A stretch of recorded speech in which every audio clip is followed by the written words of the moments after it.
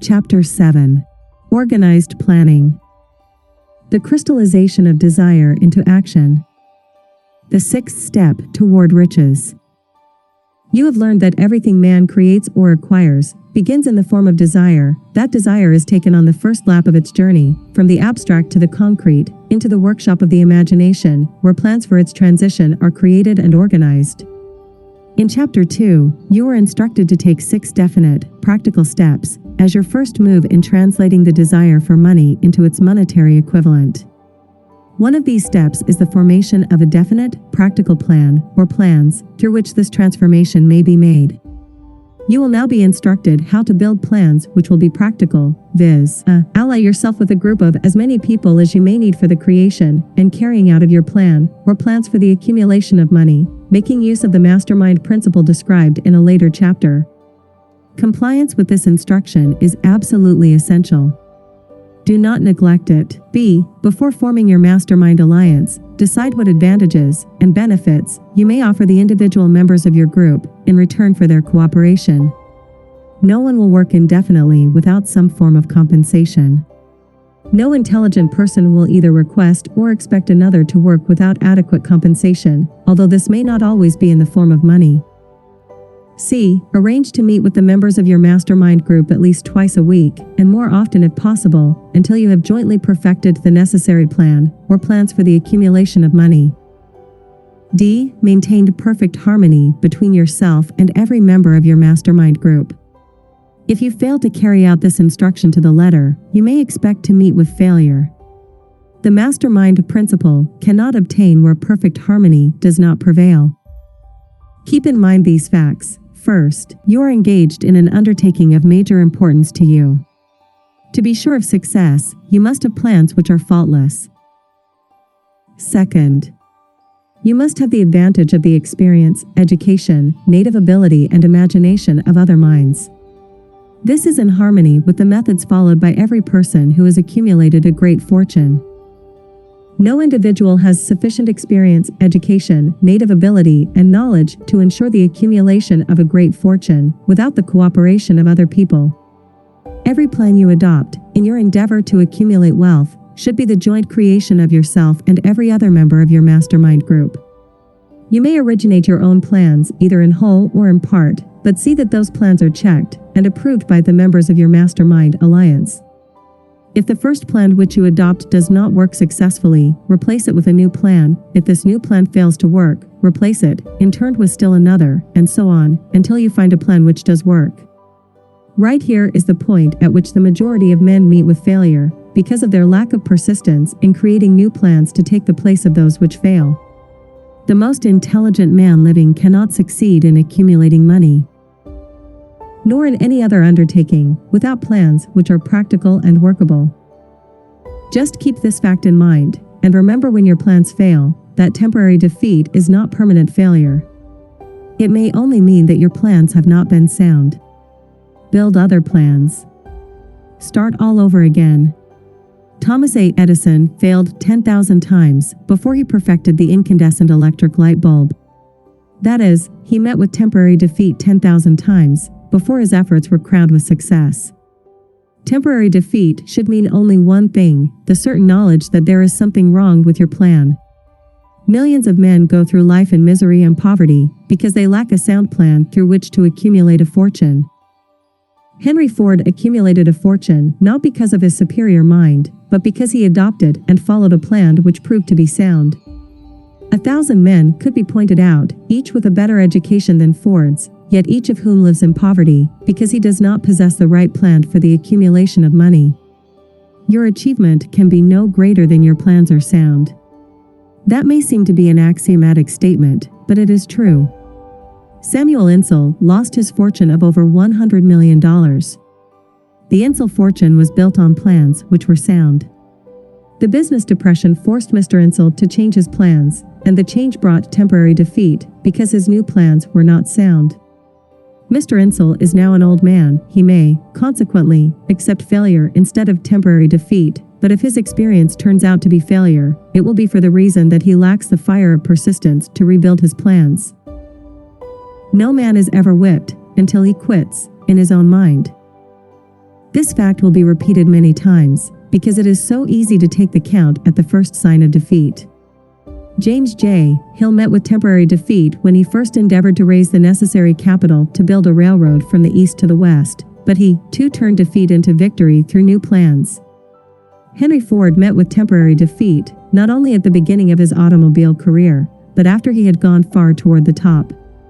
He created new plans, and went marching on to financial victory. We see men who have accumulated great fortunes, but we often recognize only their triumph, overlooking the temporary defeats which they had to surmount before arriving. No follower of this philosophy can reasonably expect to accumulate a fortune without experiencing temporary defeat. When defeat comes, accept it as a signal that your plans are not sound, rebuild those plans, and set sail once more toward your coveted goal. If you give up before your goal has been reached, you are a quitter. A quitter never wins, and a winner never quits. Lift this sentence out, write it on a piece of paper in letters an inch high, and place it where you will see it every night before you go to sleep and every morning before you go to work. When you begin to select members for your mastermind group, endeavor to select those who do not take defeat seriously. Some people foolishly believe that only money can make money. This is not true. Desire, transmuted into its monetary equivalent through the principles laid down here, is the agency through which money is made. Money, of itself, is nothing but inert matter. It cannot move, think, or talk, but it can hear when a man who desires it calls it to come. Planning the sale of services. The remainder of this chapter has been given over to a description of ways and means of marketing personal services. The information here conveyed will be of practical help to any person having any form of personal services to market, but it will be a priceless benefit to those who aspire to leadership in their chosen occupations. Intelligent planning is essential for success in any undertaking designed to accumulate riches. Here will be found detailed instructions to those who must begin the accumulation of riches by selling personal services. It should be encouraging to know that practically all the great fortunes began in the form of compensation for personal services, or from the sale of ideas.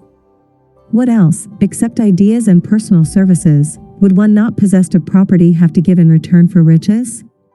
Broadly speaking, there are two types of people in the world. One type is known as leaders, and the other as followers. Decide at the outset whether you intend to become a leader in your chosen calling or remain a follower. The difference in compensation is vast.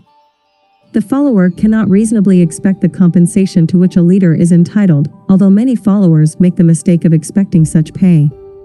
It is no disgrace to be a follower. On the other hand, it is no credit to remain a follower. Most great leaders began in the capacity of followers. They became great leaders because they were intelligent followers. With few exceptions, the man who cannot follow a leader intelligently cannot become an efficient leader. The man who can follow a leader most efficiently is usually the man who develops into leadership most rapidly.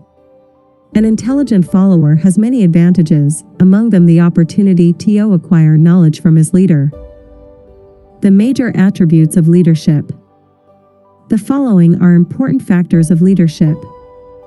1. Unwavering courage, based upon knowledge of self and of one's occupation. No follower wishes to be dominated by a leader who lacks self-confidence and courage. No intelligent follower will be dominated by such a leader very long. 2. Self-control.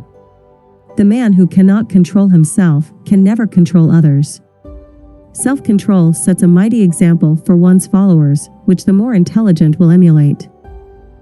3. A keen sense of justice. Without a sense of fairness and justice, no leader can command and retain the respect of his followers. 4. Definiteness of decision.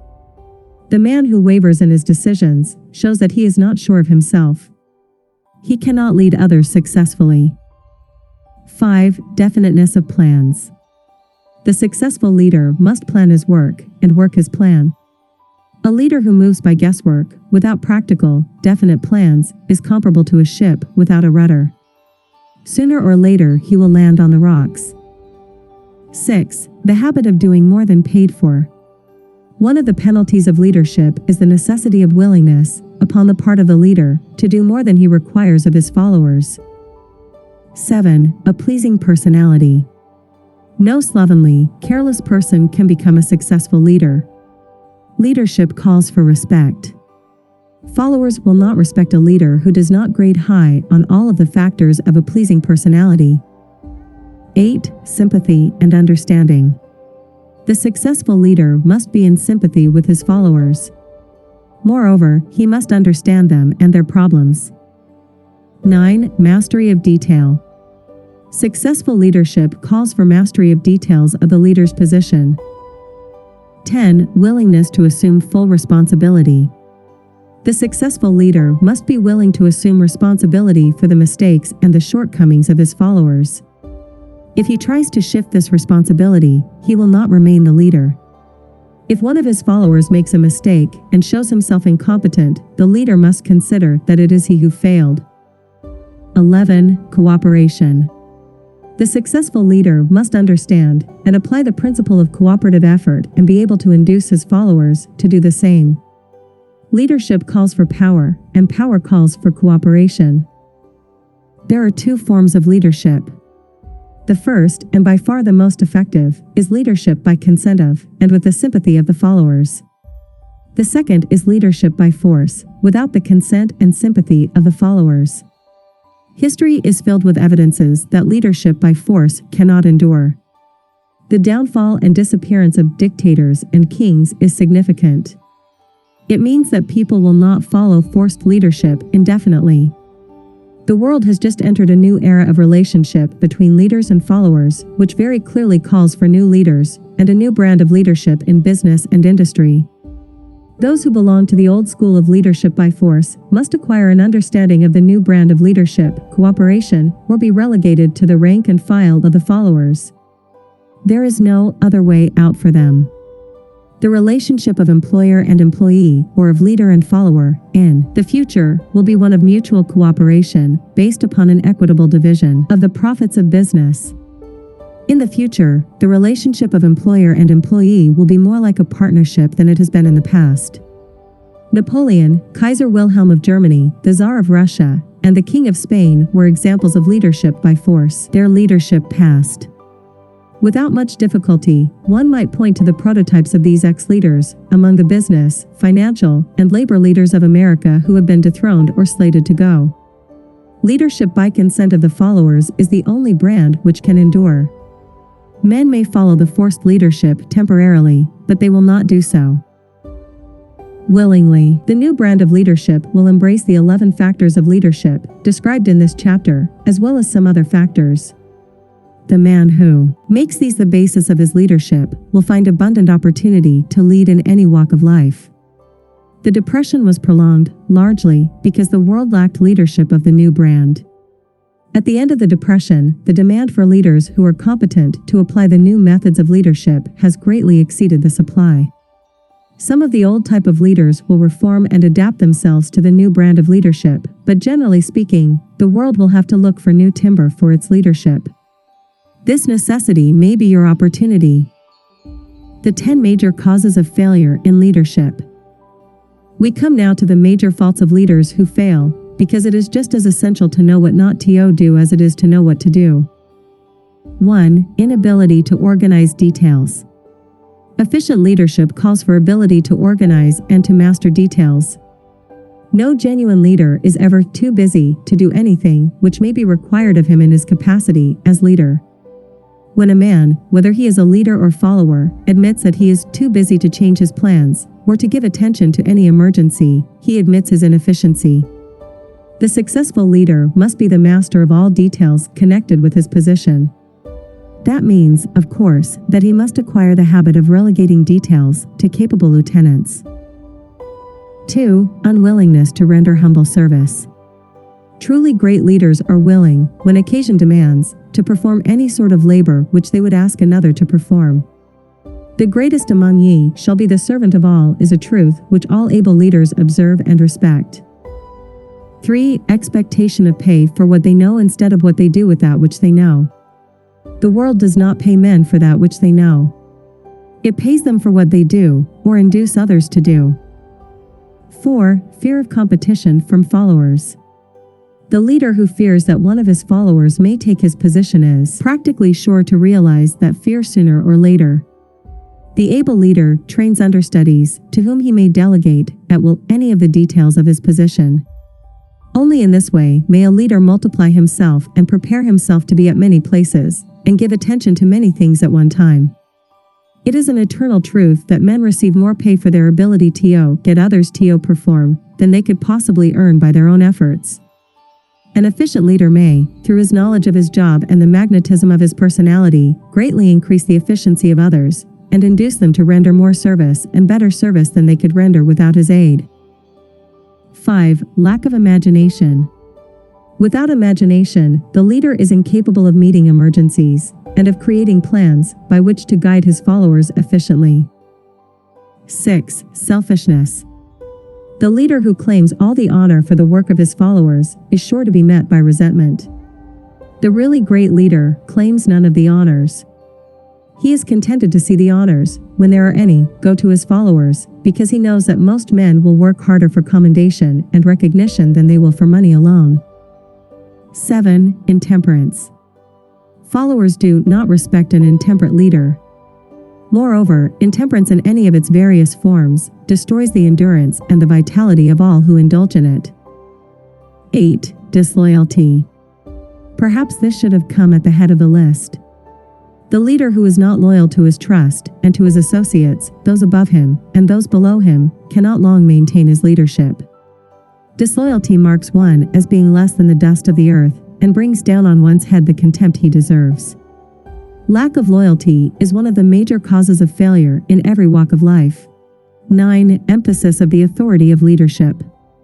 The efficient leader leads by encouraging and not by trying to instill fear in the hearts of his followers. The leader who tries to impress his followers with his authority comes within the category of leadership through force. If a leader is a real leader, he will have no need to advertise that fact except by his conduct, his sympathy, understanding, fairness, and a demonstration that he knows his job. 10. Emphasis of title. The competent leader requires no title to give him the respect of his followers.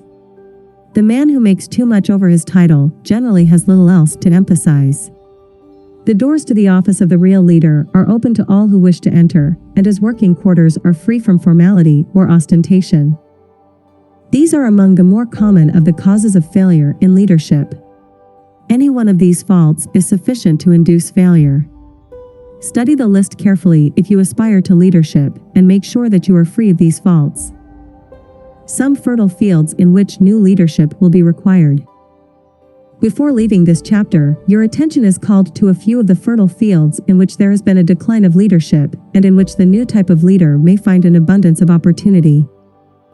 First, in the field of politics, there is a most insistent demand for new leaders, a demand which indicates nothing less than an emergency. The majority of politicians have, seemingly, become high-grade, legalized racketeers. They have increased taxes and debauched the machinery of industry and business until the people can no longer stand the burden. Second, the banking business is undergoing a reform. The leaders in this field have almost entirely lost the confidence of the public. Already, the bankers have sensed the need of reform, and they have begun it. Third, industry calls for new leaders. The old type of leaders thought and moved in terms of dividends instead of thinking and moving in terms of human equations. The future leader in industry, to endure, must regard himself as a quasi-public official whose duty it is to manage his trust in such a way that it will work hardship on no individual or group of individuals. Exploitation of working men is a thing of the past.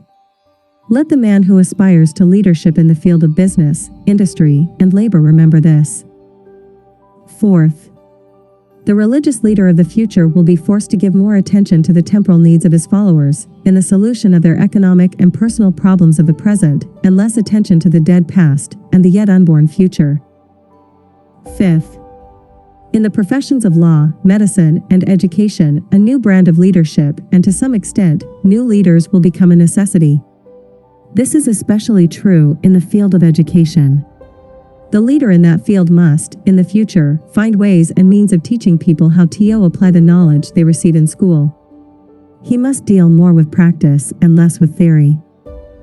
Sixth, new leaders will be required in the field of journalism. Newspapers of the future, to be conducted successfully, must be divorced from a special privilege and relieved from the subsidy of advertising. They must cease to be organs of propaganda for the interests which patronize their advertising columns.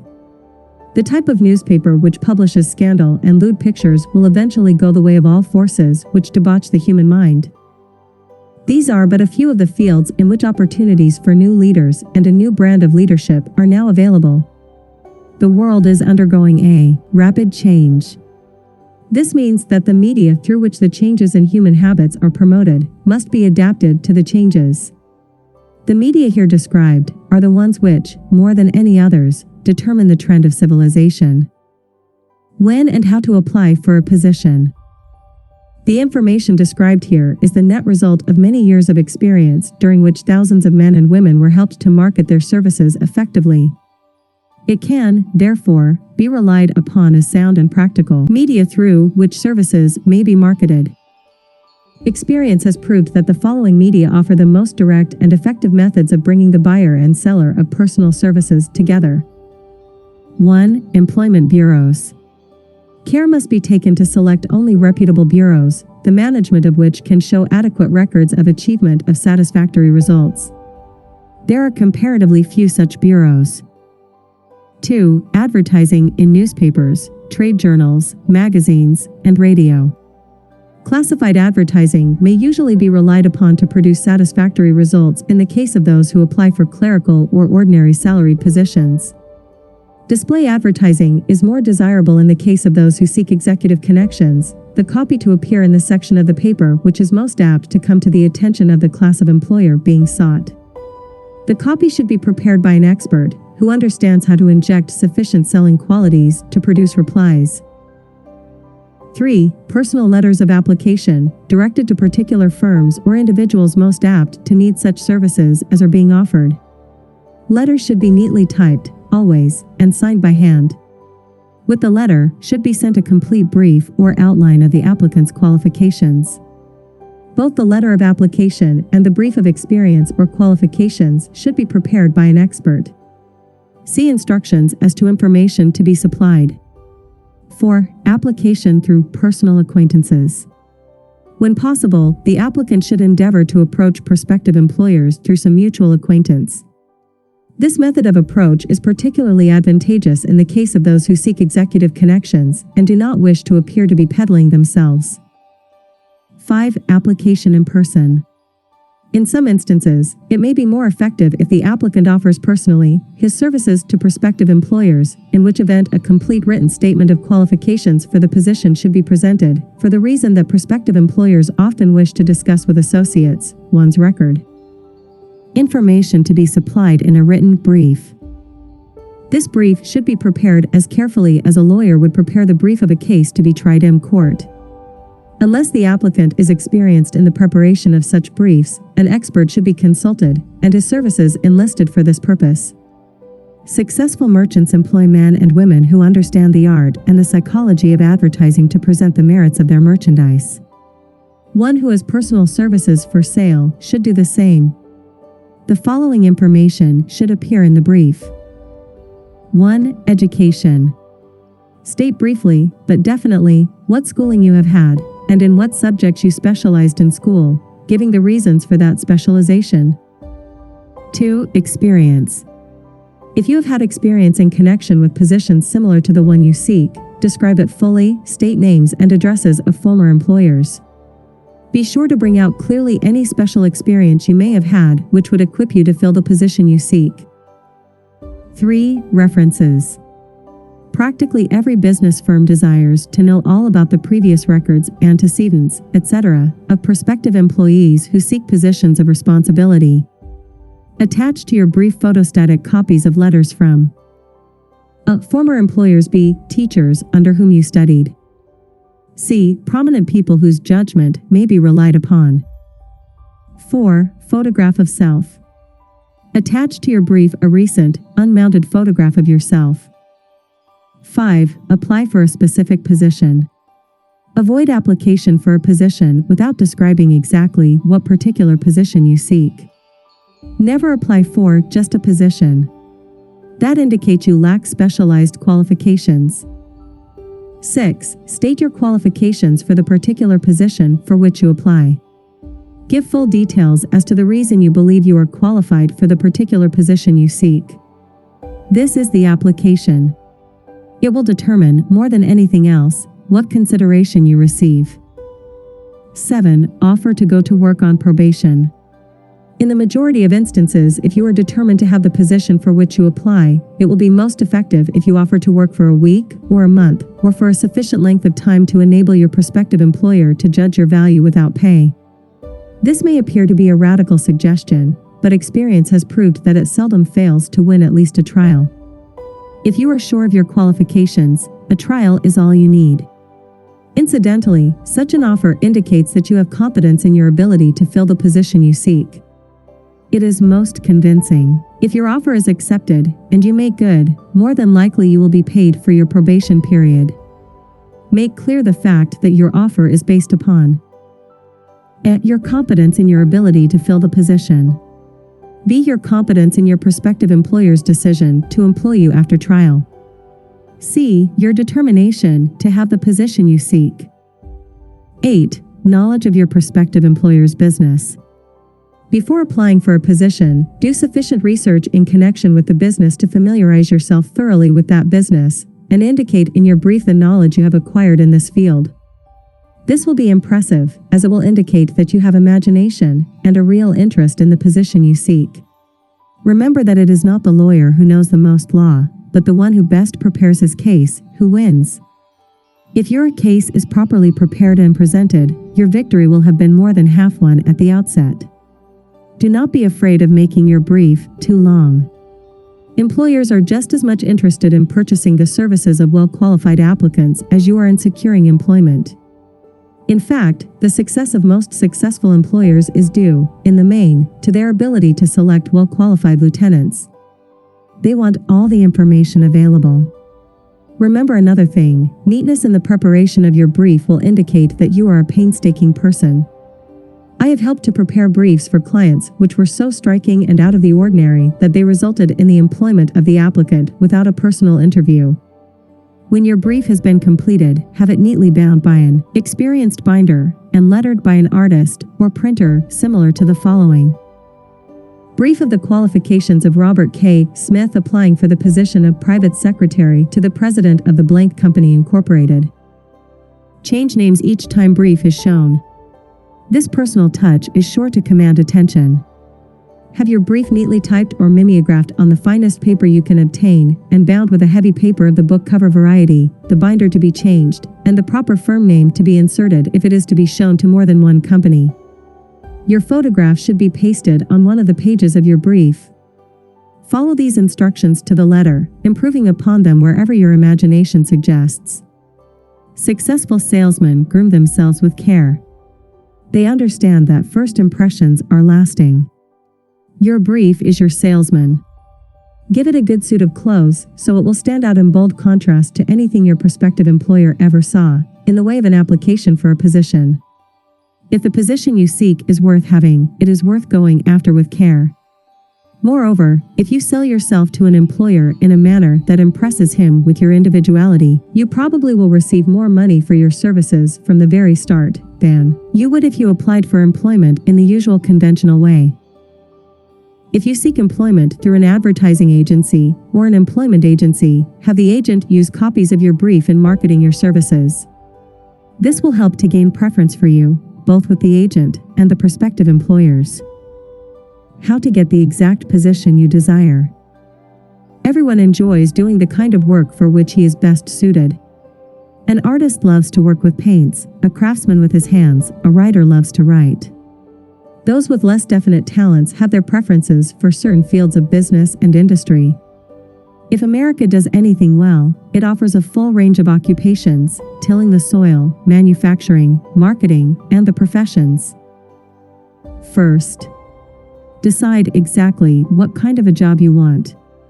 If the job doesn't already exist, perhaps you can create it. Second, choose the company or individual for whom you wish to work. Third, study your prospective employer as to policies, personnel, and chances of advancement. Fourth, by analysis of yourself, your talents and capabilities, figure what you can offer, and plan ways and means of giving advantages, services, developments, ideas that you believe you can successfully deliver. Fifth, forget about a job. Forget whether or not there is an opening. Forget the usual routine of, "Have you got a job for me?" Concentrate on what you can give. Sixth, once you have your plan in mind, arrange with an experienced writer to put it on paper in neat form and in full detail. Seventh, present it to the proper person with authority and he will do the rest. Every company is looking for men who can give something of value, whether it be ideas, services, or connections. Every company has room for the man who has a definite plan of action which is to the advantage of that company. This line of procedure may take a few days or weeks of extra time, but the difference in income, in advancement, and in gaining recognition will save years of hard work at small pay. It has many advantages, the main one being that it will often save from 1 to 5 years of time in reaching a chosen goal. Every person who starts, or gets in halfway up the ladder, does so by deliberate and careful planning, excepting, of course, the boss son. The new way of marketing services jobs are now partnerships. Men and women who market their services to best advantage in the future must recognize the stupendous change which has taken place in connection with the relationship between employer and employee. In the future, the golden rule, and not the rule of gold, will be the dominating factor in the marketing of merchandise as well as personal services. The future relationship between employers and their employees will be more in the nature of a partnership consisting of A. The employer B. The employee C. The public they serve. This new way of marketing personal services is called new for many reasons. First, both the employer and the employee of the future will be considered as fellow employees whose business it will be to serve the public efficiently. In times past, employers and employees have bartered among themselves, driving the best bargains they could with one another, not considering that in the final analysis they were, in reality, bargaining at the expense of the third party, the public they served. The Depression served as a mighty protest from an injured public whose rights had been trampled upon in every direction by those who were clamoring for individual advantages and profits. When the debris of the Depression shall have been cleared away, and business shall have been once again restored to balance, both employers and employees will recognize that they are no longer privileged to drive bargains at the expense of those whom they serve. The real employer of the future will be the public. This should be kept uppermost in mind by every person seeking to market personal services effectively. Nearly every railroad in America is in financial difficulty. Who does not remember the day when, if a citizen inquired at the ticket office the time of departure of a train, he was abruptly referred to the bulletin board instead of being politely given the information? The streetcar companies have experienced a change of times also. There was a time not so very long ago when streetcar conductors took pride in giving argument to passengers. Many of the streetcar tracks have been removed and passengers ride on a bus whose driver is the last word in politeness. All over the country, streetcar tracks are rusting from abandonment or have been taken up. Wherever streetcars are still in operation, passengers may now ride without argument, and one may even hail the car in the middle of the block, and the motorman will obligingly pick him up. How times have changed. That is just the point I am trying to emphasize. Times have changed. Moreover, the change is reflected not merely in railroad offices and on streetcars, but in other walks of life as well. The public be-damned policy is now passé. It has been supplanted by the "we are obligingly at your service, sir" policy. The bankers have learned a thing or two during this rapid change, which has taken place during the past few years. Impoliteness on the part of a bank official or bank employee today is as rare as it was conspicuous a dozen years ago. In the years past, some bankers, not all of them, of course, carried an atmosphere of austerity which gave every would-be borrower a chill when he even thought of approaching his banker for a loan.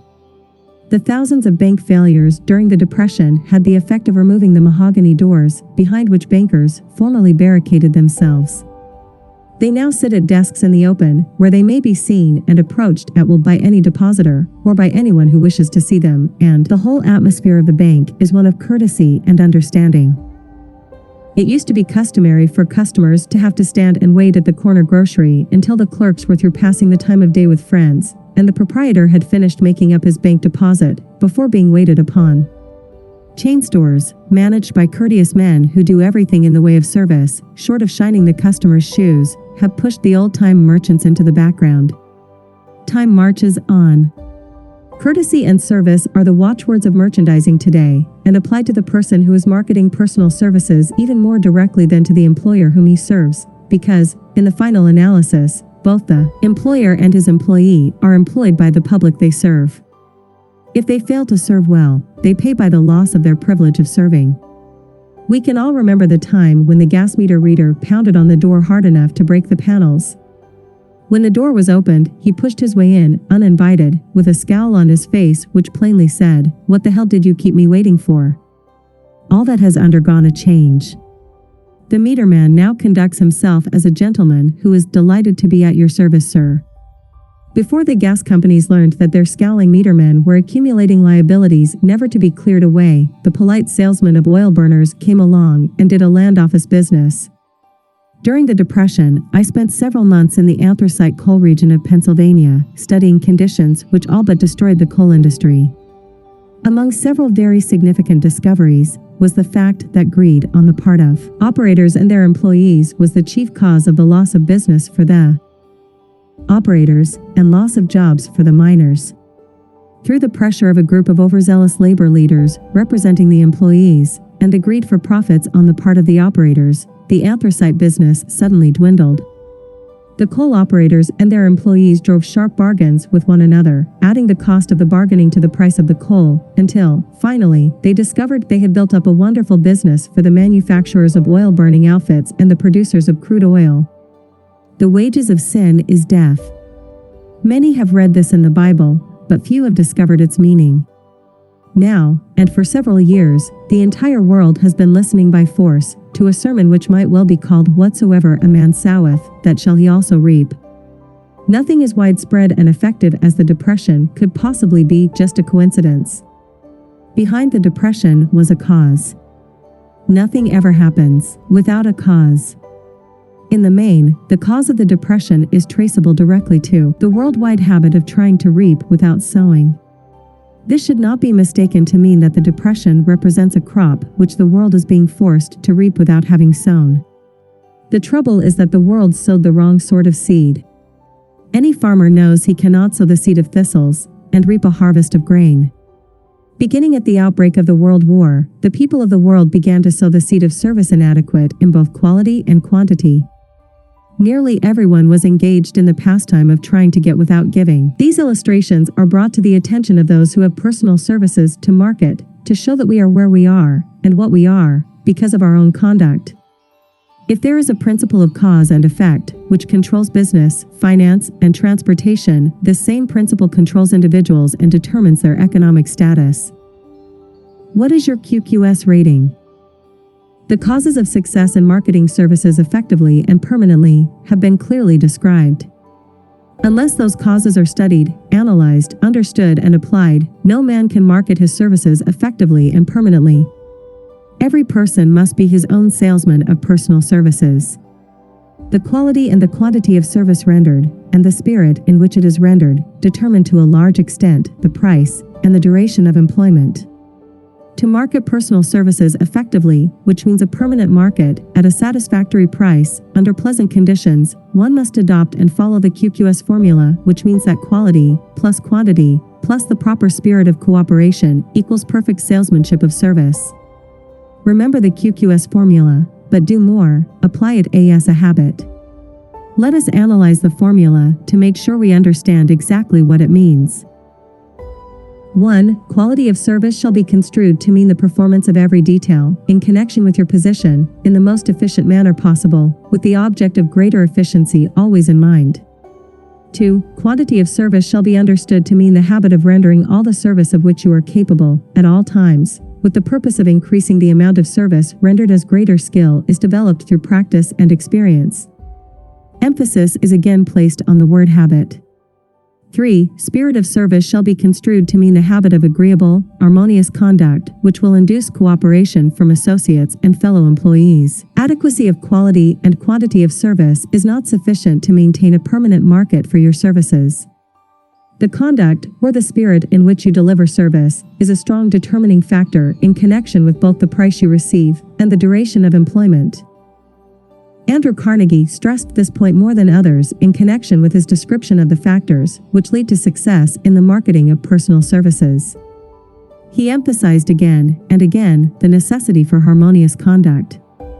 He stressed the fact that he would not retain any man, no matter how great a quantity or how efficient the quality of his work, unless he worked in a spirit of harmony. Mr. Carnegie insisted upon men being agreeable. To prove that he placed a high value upon this quality, he permitted many men who conformed to his standards to become very wealthy. Those who did not conform had to make room for others. The importance of a pleasing personality has been stressed, because it is a factor which enables one to render service in the proper spirit.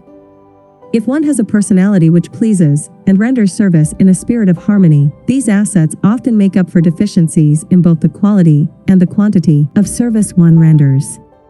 Nothing, however, can be successfully substituted for pleasing conduct. The capital value of your services. The person whose income is derived entirely from the sale of personal services is no less a merchant than the man who sells commodities, and it might well be added, such a person is subject to exactly the same rules of conduct as the merchant who sells merchandise. This has been emphasized because the majority of people who live by the sale of personal services make the mistake of considering themselves free from the rules of conduct and the responsibilities attached to those who are engaged in marketing commodities. The new way of marketing services has practically forced both employer and employee into partnership alliances, through which both take into consideration the rights of the third party, the public they serve. The day of the go-getter has passed. He has been supplanted by the go-giver. High-pressure methods in business finally blew the lid off. There will never be the need to put the lid back on, because, in the future, business will be conducted by methods that will require no pressure.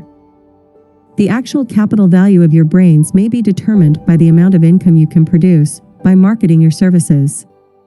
A fair estimate of the capital value of your services may be made by multiplying your annual income by 16 2/3, as it is reasonable to estimate that your annual income represents 6% of your capital value. Money rents for 6% per annum. Money is worth no more than brains. It is often worth much less.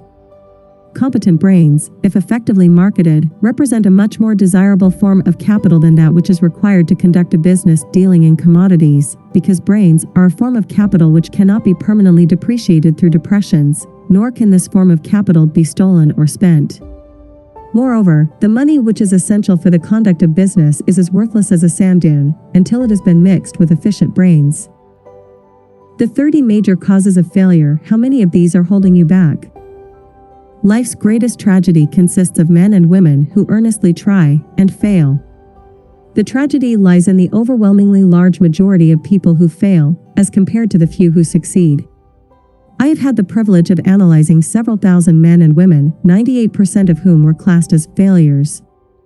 There is something radically wrong with a civilization and a system of education which permit 98% of the people to go through life as failures.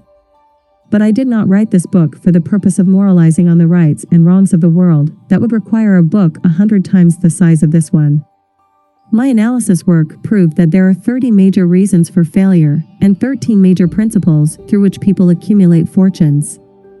In this chapter, a description of the 30 major causes of failure will be given. As you go over the list, check yourself by it, point by point, for the purpose of discovering how many of these causes of failure stand between you and success. 1. Unfavorable hereditary background. There is but little, if anything, which can be done for people who are born with a deficiency in brain power. This philosophy offers but one method of bridging this weakness, through the aid of the mastermind. Observe with profit, however, that this is the only one of the 30 causes of failure which may not be easily corrected by any individual. 2. Lack of a well-defined purpose in life.